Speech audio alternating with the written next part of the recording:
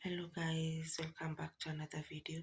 So I look a bit tired and sleepy because I'm just from waking up after having the busiest night shift that I've ever had ever since I started working. So this night shift, I've been on my toes since 6 p.m. to 8 a.m. when I was leaving to come and rest. So it being on a Sunday. Sometimes Sunday are so terrible with so many road traffic accidents. People that are leaving after having so much fun over the weekend. People traveling so that they can be available for work by Monday morning. So there has been so many accidents. So we had so many patients with fractures, with head injuries, and that's what we have been dealing with the whole night. So for I myself, I was covering the outpatient, the general outpatient, and then my colleague was covering the emergency. So the general outpatient was not as busy. And if it's not as busy, you have to go and help on the other side. So I went to help my colleague with the patient in the emergency department. And as I was going there was this car that was arriving, bringing bringing like three patients who had been involved in a road traffic accident.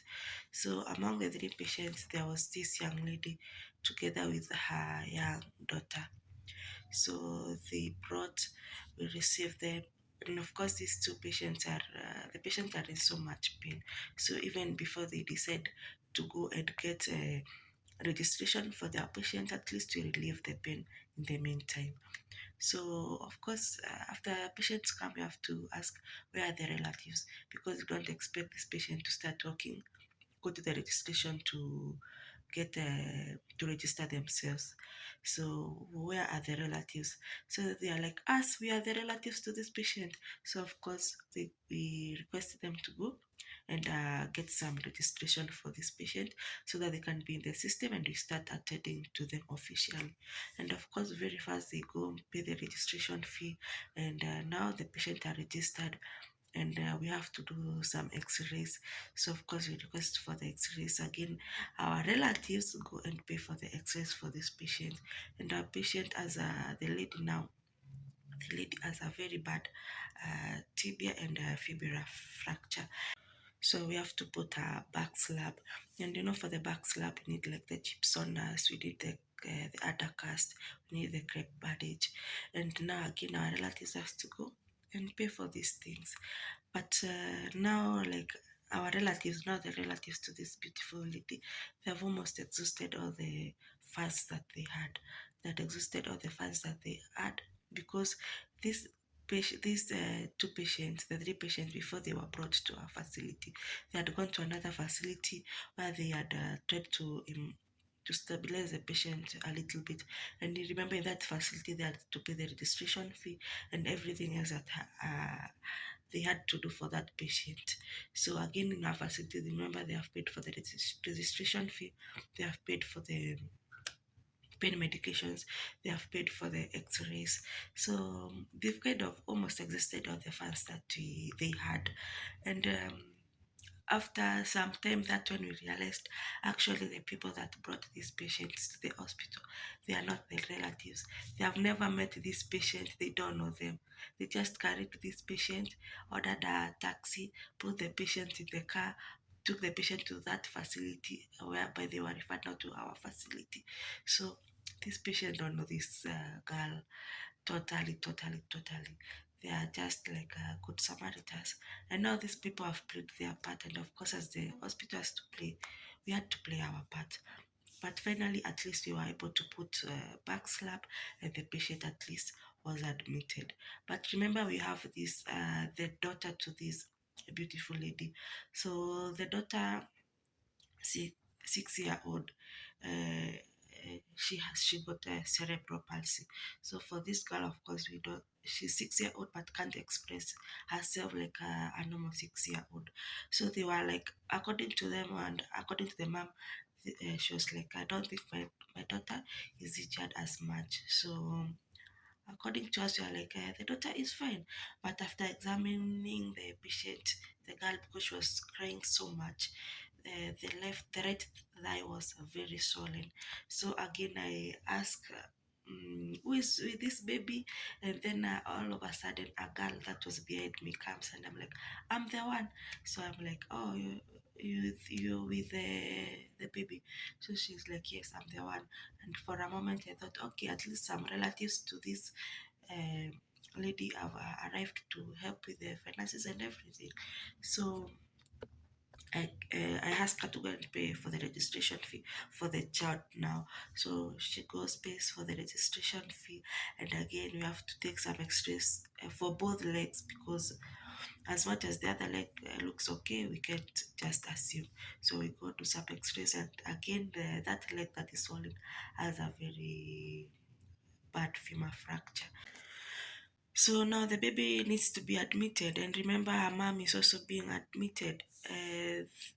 So we thought at least for once we have somebody to take care of the child as the mom is being attended in the other ward, because this baby needs to be in the surgical ward, pediatric surgical ward. The mom needs to be in the female surgical ward. And again, even if they were to be put in the same room, there was no way the mom would be able to take care of this girl, because she's completely bedridden. She's in so much pain. So there was no way she would take care of her daughter. So I'm like, at least we have the relative over here, this young girl that has paid almost all the bills for this child. At least she's available to take care of the child. Only to find later the girl does not even know this girl. They are not related. This girl actually had come to bring her sister to the hospital, and then she finds this situation and she steps in. That's what I found out. Like, this girl does not know these people like completely, and yet she has spent almost 3,000 Kenyan shillings on this young child. And remember, this girl is not even, she's a student, a second year student. So guys, and from that experience, I'm now convinced that God does not live in heaven. God lives amongst ourselves, and He manifests Himself through different people.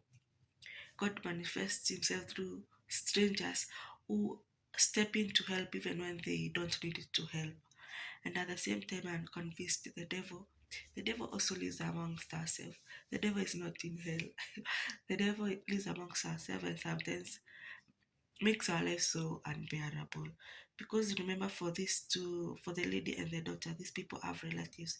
This girl has got a father, this lady has got a mother, has got relatives, but we had tried to call them severally, and one of the relatives made the point clear that we should not call again, and they actually blocked us.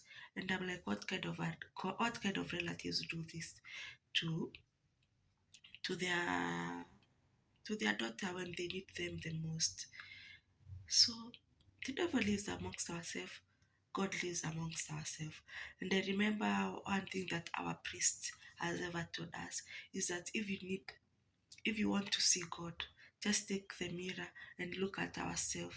If you need to see the devil, take the mirror and look at yourself. Because sometimes we have been so bad to other people, and at that moment we have been devils to those people.